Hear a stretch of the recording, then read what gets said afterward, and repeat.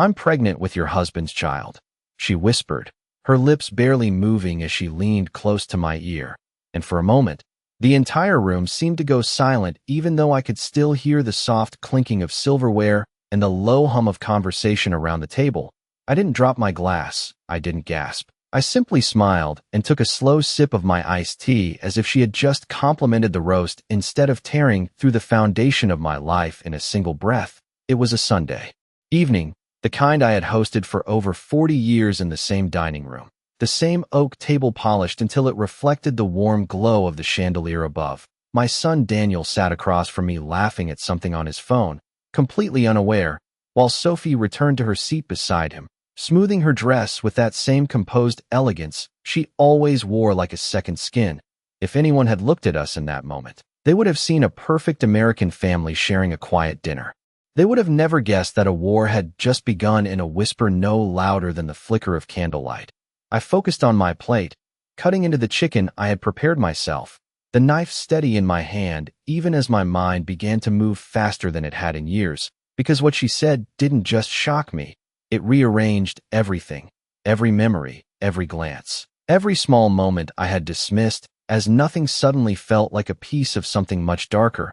I thought about George, my husband of 48 years, the man who still kissed my cheek every morning before reading the newspaper, the man who had been quieter lately, more distant, spending longer hours resting in his study.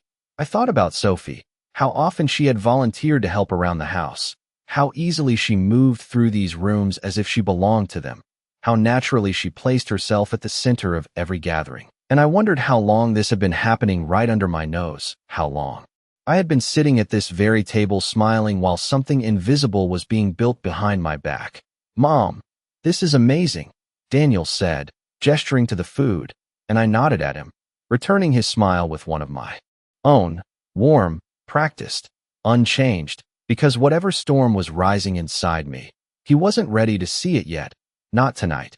Sophie reached for the wine bottle and poured herself another glass, her movements calm, unhurried, as if she hadn't just planted a truth so heavy it could collapse everything we had built. And when our eyes met briefly across the table, there was something there, not guilt, not fear, but a quiet certainty, as if she believed she had already won, as if that whisper had been the final move in a game I didn't even know we were playing. But she was wrong, because what she didn't understand, what she couldn't possibly understand, was that I had spent a lifetime watching people, listening between their words, noticing what others overlooked. I had raised a family, managed a home, held together more fragile moments than anyone would ever give me credit for. And I knew the difference between a truth meant to break someone and a truth meant to bait them. So I didn't confront her. I didn't ask questions. I didn't even let my hand tremble as I reached for the salt and passed it across the table like everything was exactly as it should be. Because in that moment, I realized something that settled over me like a cold, steady calm. If Sophie believed a single whisper was enough to destroy me, then she had made a very serious mistake.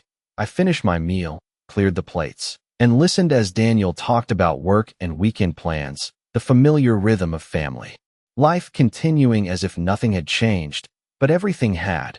And as I stood at the sink later that evening, rinsing dishes under warm running water, I caught my reflection in the kitchen window, the silver in my hair catching the light, my expression calm, almost peaceful, and I saw it clearly then, not the woman she thought I was, not someone fragile or easily pushed aside, but someone who had just been handed a secret. And secrets, if you hold on to them long enough, have a way of revealing far more than the person who tries to use them against you ever intends. I did not sleep that night, not in the way people usually mean when they say they stayed awake, because I closed my eyes, I lay still, I even listened to the soft ticking of the clock beside the bed, but my mind refused to rest. It kept moving through memories with a quiet precision that felt almost mechanical, like it had been waiting for permission to finally make sense of everything. George slept beside me, his breathing steady, familiar, the same rhythm I had listened to for decades, and yet it sounded different now, not because it had changed, but because I had.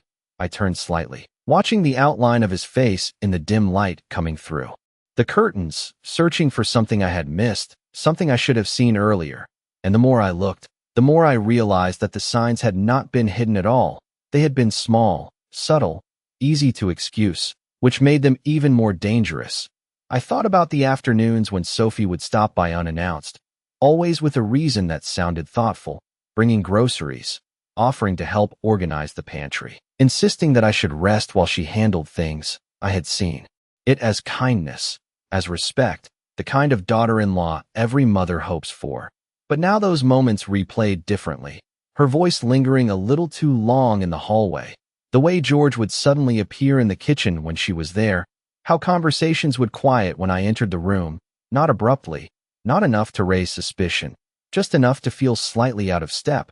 I remembered one evening about 2 months ago. I had come downstairs later than usual and found them sitting at the table together, no food, no drinks, just talking in low voices. They had both looked up at me with the same expression, calm, composed, but there had been a pause, a fraction of a second too long. I had dismissed it then, told myself I was imagining things, because after 48 years of marriage, you do not expect betrayal to arrive quietly. You expect it to be loud, obvious, impossible to ignore. But that was my mistake. I had been waiting for something dramatic when in reality it had been unfolding in silence, piece by piece, right in front of me. I got out of bed before sunrise and went into the kitchen. The house felt different in the early morning, still, almost watchful. I made coffee the same way I always did, measuring each scoop carefully, pouring the water slowly, letting the routine anchor me, because routines do not lie. They do not change unless you change them. And as I stood there holding the warm mug in my hands, I understood something with absolute clarity. Whatever was happening, it had been happening for a while, and Sophie had not whispered those words to hurt me in that moment. She had whispered them because she believed I was already too late, too slow, too unaware to do anything about it. I took a sip of coffee and let the bitterness settle. Then I reached for my phone, not to call anyone, not to confront anyone, but simply to look, to begin paying attention in a way I should have done long ago. Because if there is one thing I have learned in 72 years, it is that the truth does not announce itself. It reveals itself to those who are willing to sit quietly and watch. And for the first time in a very long time, that is exactly what I intended to do. By mid-morning, I had already begun to notice things I would have once ignored, small patterns that only become visible when you stop assuming everything is normal. I sat in the living room with my knitting in my lap, not because I needed to finish the scarf, but because it gave me a reason to sit quietly and observe without drawing attention to myself. The house felt unchanged on the surface, sunlight stretching across the hardwood floors, the faint hum of the refrigerator in the kitchen, but underneath that calm there was movement, subtle, deliberate. I heard George's footsteps upstairs, slower than usual, pausing outside the guest room where Sophie sometimes stayed when she claimed she was too tired to drive home. That detail alone had never troubled me before. It had seemed practical, considerate even, but now it felt different, like a convenience that had been carefully placed. I set my knitting aside and walked into the kitchen just as George came down the stairs. He looked at me briefly, then away, not abruptly, just enough to register, just enough to confirm that something had shifted between us. "You are up early," he said, his tone casual, but there was a tightness underneath it, something measured, as if he was choosing each word more carefully than usual.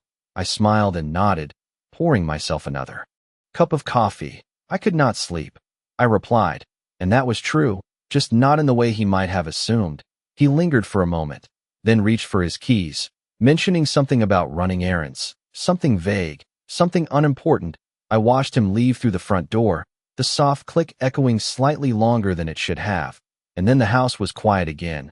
But it was not empty, not really, because now I could feel the absence of honesty the same way you notice a missing piece in a familiar room. I walked slowly through the hallway, past the framed photographs that had once represented a simple, happy timeline. Birthdays, holidays, anniversaries, all of us smiling, all of us believing in something that now felt thinner, more fragile. I stopped at one photo in particular, Daniel and Sophie on their wedding day, her hand resting lightly on his arm, her smile bright, almost radiant, and I realized that she had always known how to present herself, how to step into a role and make it believable. That was her strength, not loud, not obvious, but steady, controlled, and I began to understand that whatever she had told me was not an impulsive confession. It was a calculated move, placed at the exact moment she believed it would do the most damage, which meant there was more. There was always more. I turned away from the photo and went back into the kitchen, opening the drawer where we kept household documents, not searching for anything specific, just allowing my hands to move through papers, receipts, envelopes, until I found something that made me pause, a folded piece of paper with George's handwriting, a list of dates and times, nothing labeled, nothing explained, but the pattern was there. Repeated entries that lined up too closely with the afternoons Sophie had visited. I did not react. I did not confront. I simply folded the paper back exactly as I had found it and returned it to the drawer, because confirmation does not always come in the form of a single undeniable truth. Sometimes it arrives as a collection of quiet details that, when placed together, leave no room for doubt. I closed the drawer gently and rested my hands on the counter, feeling the cool surface beneath my fingers, grounding myself in the present moment, because whatever this was, whatever had been building behind my back, it was no longer hidden from me. And the moment you see something clearly, it changes everything, not all at once, not in a dramatic way, but in a steady, irreversible shift, like a door that has been opened just enough that it can never be fully closed again. The rest of that day unfolded in a way that would have felt ordinary to anyone else. But to me, every detail carried weight. Every movement seemed intentional, as if I were watching a familiar play with entirely new meaning. I went about my routine without changing a single habit. I watered the plants by the window. I folded the laundry that had been sitting in the basket since yesterday. I even turned on the afternoon news, letting the quiet voices fill the room. But my attention was elsewhere. It was on the rhythm of the house, on the timing of footsteps, on the subtle shifts in tone that most people never notice. And as the hours passed, I began to revisit memories I had not thought about in years, not because they were important at the time, but because now they fit into something larger, something I could no longer ignore. I remembered the first time Sophie insisted on having a key to the house. She had smiled and said it would make things easier for everyone, especially if there was ever an emergency. I had agreed without hesitation, proud of how close we all seemed, proud of the trust we shared. But now that moment felt less like trust and more like access. I remembered how George had defended her on small things, things that did not seem worth defending, like the way she rearranged the kitchen cabinets or the way she spoke over me during conversations. He would say she meant well, that she was just trying to help, and I had accepted that because it was easier than questioning it, because it was easier to believe that everything was still intact. I thought about the holidays, the way Sophie gradually took control of traditions that had once been mine, choosing the menu, organizing the seating, directing the flow of the evening with a quiet authority that no one challenged. And I had stepped back willingly, telling myself that it was natural, that it was her turn, that this was what families did as they grew and changed. But now I could see the pattern clearly. It was never about helping. It was about positioning, about becoming central, about shifting the balance so slowly that no one would notice until it was already done. By late afternoon, I found myself standing in the doorway of the guest room, the one she used when she stayed over. The bed was neatly made, the curtains drawn just enough to let in a soft line of light. Everything looked perfectly in place, too perfectly in place. I stepped inside and looked around without touching anything, letting my eyes take in the details, the faint scent of her perfume lingering in the air, the way the nightstand drawer was slightly open, not enough to be obvious, just enough to suggest it had been used recently. And in that moment, I understood something that settled into me with a quiet certainty. This room was not a convenience. It was a foothold, a space that allowed her to move between roles without interruption. Daughter-in-law, guest, something else entirely. I turned and left the room exactly as I had found it, closing the door gently behind me, because I did not need to search further. Not yet. I already had enough to know that this was not a sudden betrayal. It was something that had been built carefully over time.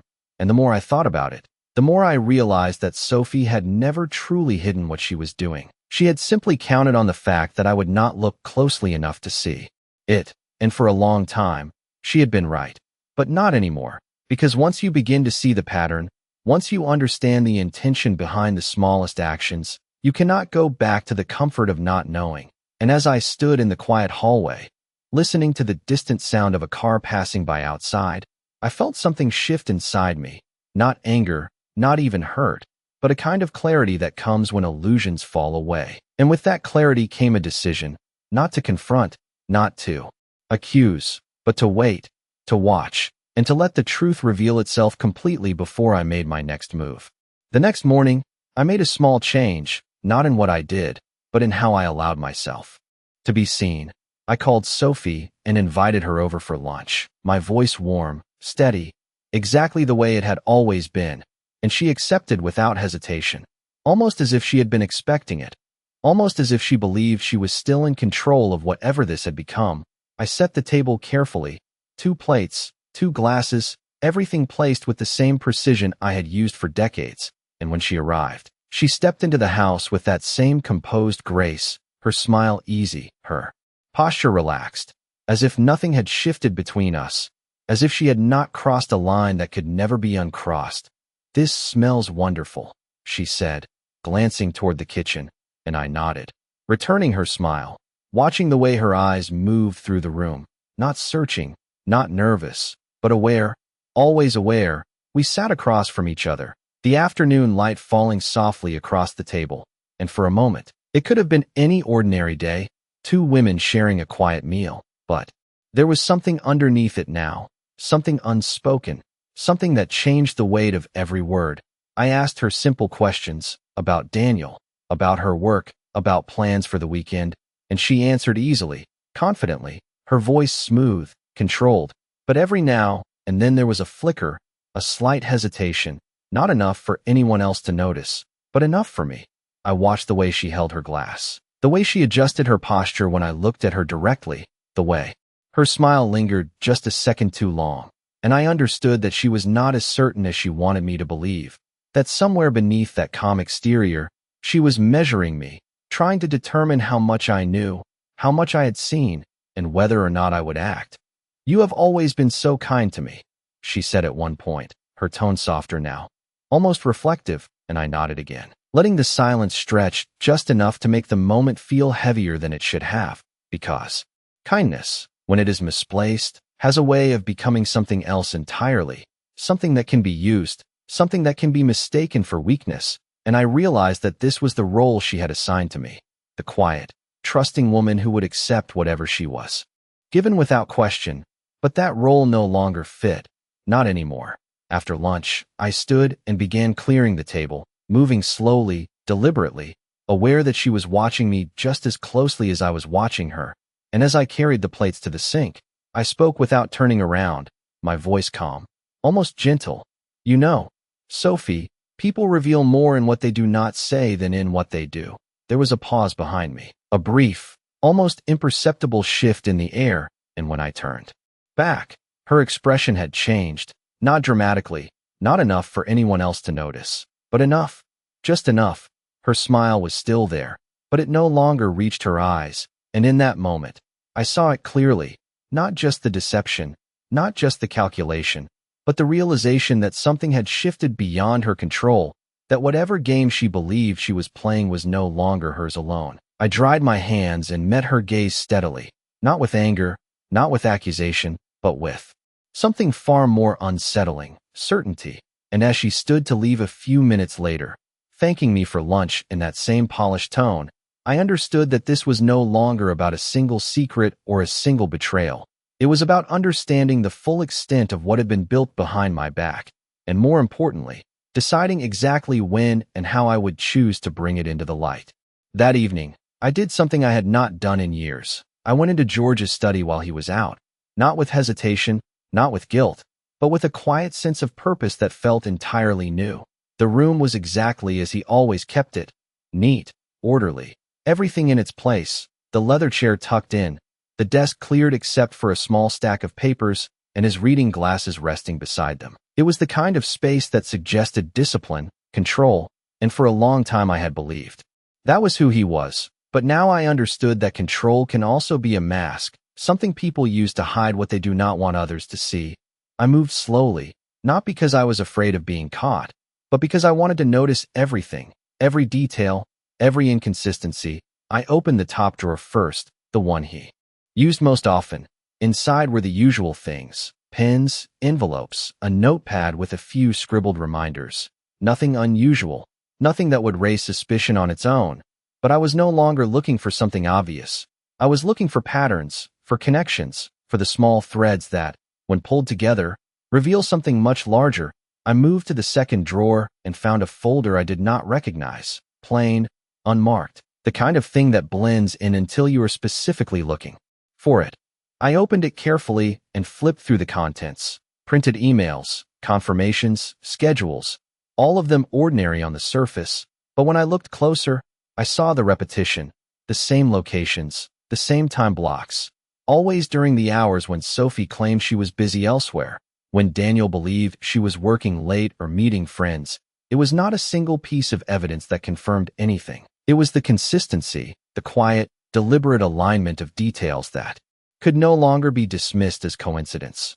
I closed the folder and placed it back exactly where I had found it, because I understood now that gathering the truth was not about taking it all at once. It was about allowing it to unfold fully, completely, so that when the moment came, there would be no room for denial, no space for excuses. I stepped back from the desk and looked around the room one more time, seeing it differently now, not as a place of routine and habit, but as a place where something had been carefully managed, carefully hidden, and I realized that Sophie had not been acting alone. Whatever this was, whatever had been building between them, it had been sustained, supported, allowed to grow over time, which meant that confronting one of them without understanding the full picture would only give them the chance to reshape the narrative, to control how the truth was seen, and that was something I would not allow. I left the study quietly and returned to the kitchen, where the evening light had begun to fade, casting long shadows across the floor.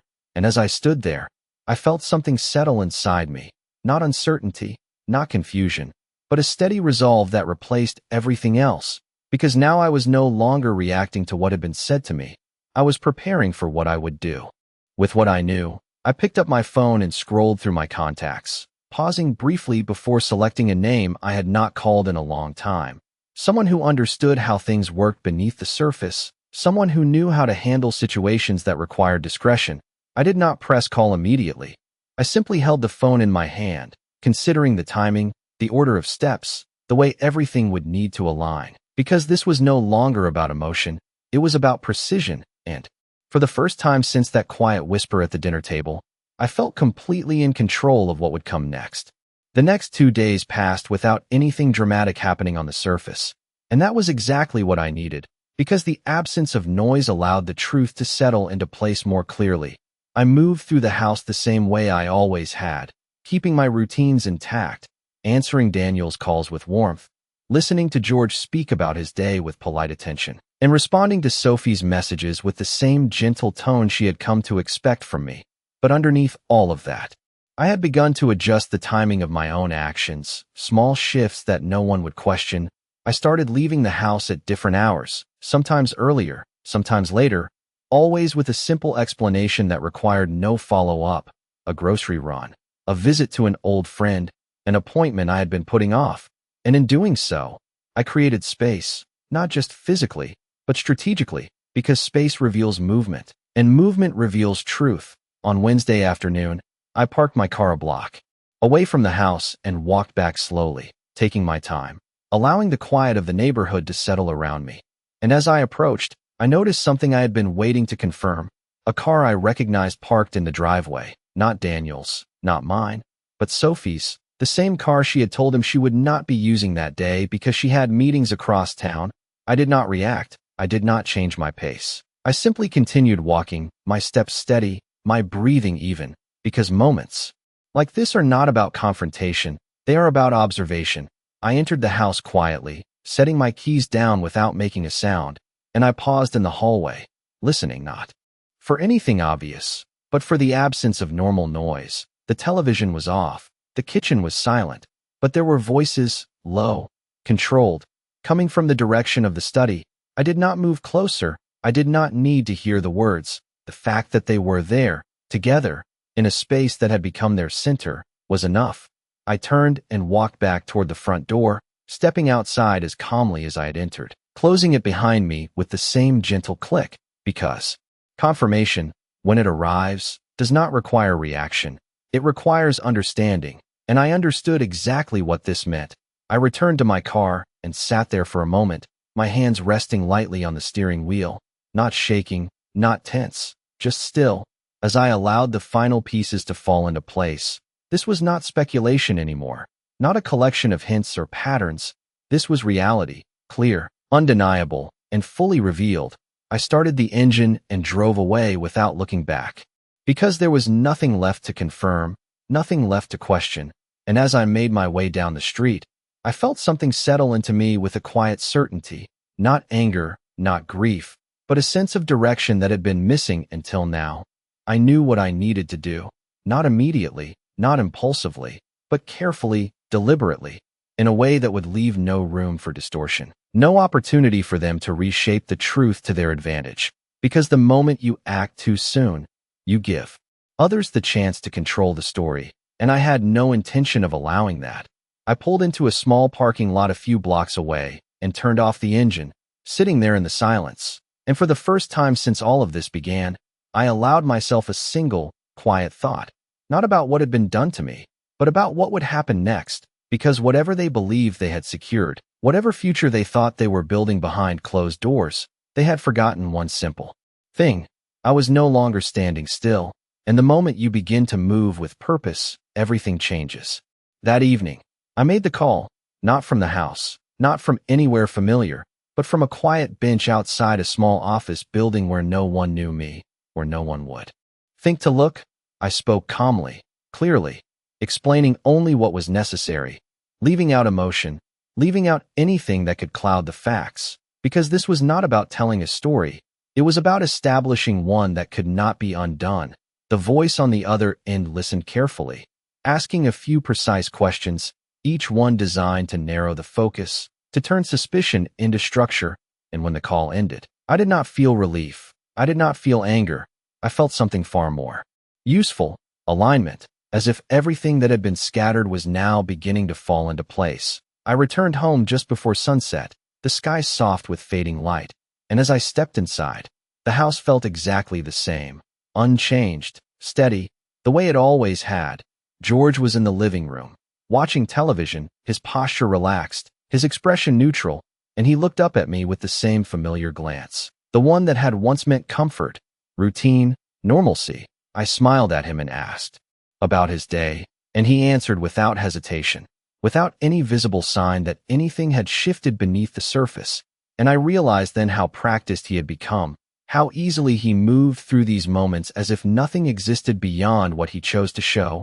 Later that night, Sophie sent a message, something simple, thanking me again for lunch, adding a small comment about how much she appreciated our conversations. And I read it twice, not because I needed to understand the words, but because I wanted to understand the intention behind them.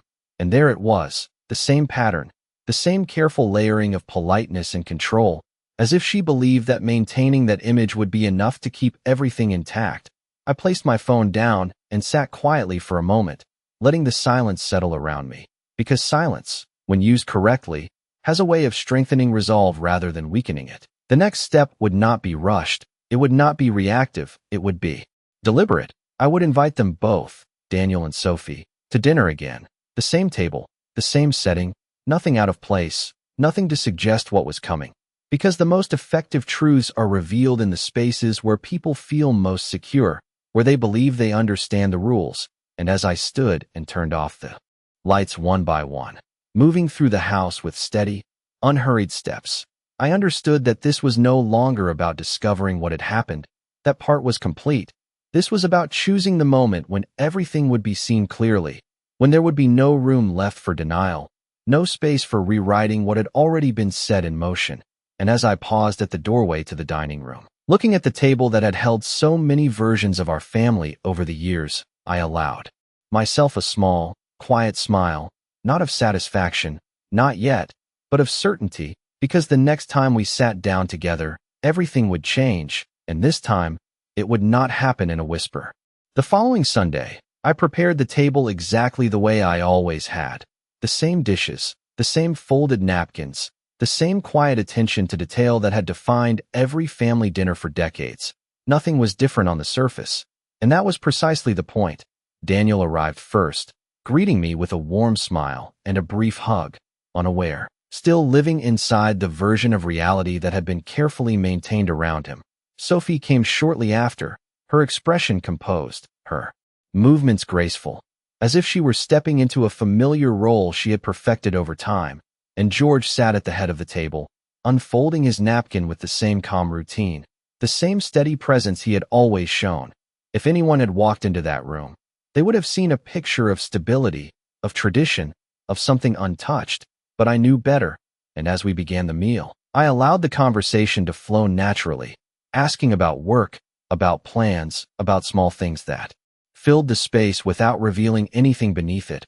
I watched them as they spoke, the ease between them, the subtle glances, the rhythm of interaction that now carried meaning I had once missed, and when the moment felt right, not rushed, not forced, but aligned, I set my fork down gently and looked at them both, my voice calm, steady, carrying no trace of accusation. "There is something I would like to clarify," I said, and the room shifted. Not dramatically, not enough for anyone to react immediately, but enough to change the air, enough to draw their attention in a way that could not be ignored. Sophie's hand paused briefly near her glass. George leaned back slightly in his chair, and Daniel looked between us, confused but attentive. I reached beside me and placed a small folder on the table, the same one I had seen in the study, now resting openly in front of them, not as a weapon, not as a threat, but as something undeniable, something that spoke without raising its voice. "I have spent the past few days paying attention," I continued, my gaze steady, my tone unchanged, "and I have come to understand that some things have been happening in this house without being acknowledged." There was silence, not heavy, not chaotic, but precise, the kind of silence that forces truth to surface, and I saw it then. The shift in Sophie's expression, the calculation returning, but this time mixed with something else, uncertainty. George's posture stiffened almost imperceptibly, and Daniel's confusion deepened, his eyes moving from one face to another, searching for context that had never been given to him. I did not raise my voice. I did not rush. I simply opened the folder and turned it slightly so that all of them could see the dates, the times, the patterns that could no longer be explained away, and then I closed it again, because the evidence was not the point. The point was that it existed, that it had been seen, that it could not be hidden anymore. "I am not here to argue," I said quietly, "and I am not here to accuse without reason." I paused just long enough to let the weight of that settle, to let them understand that this was not a reaction. This was a decision. I am here because I believe it is time for the truth to be acknowledged, fully, clearly, and without distortion. No one spoke immediately, and in that silence, I felt something shift completely, not in them, not yet, but in the balance of the room, because for the first time, I was not responding to what had been done. I was defining what would happen next. And as I looked at each of them in turn, I realized that whatever they had believed about me, whatever assumptions they had made about my awareness, my strength, my willingness to see what was in front of me, had led them to this moment, a moment they could no longer control. And I allowed myself one final thought, quiet and certain, as I sat there at the table I had built my life around. They had spoken in whispers, but I had chosen to answer in clarity, and that was a language they could not ignore.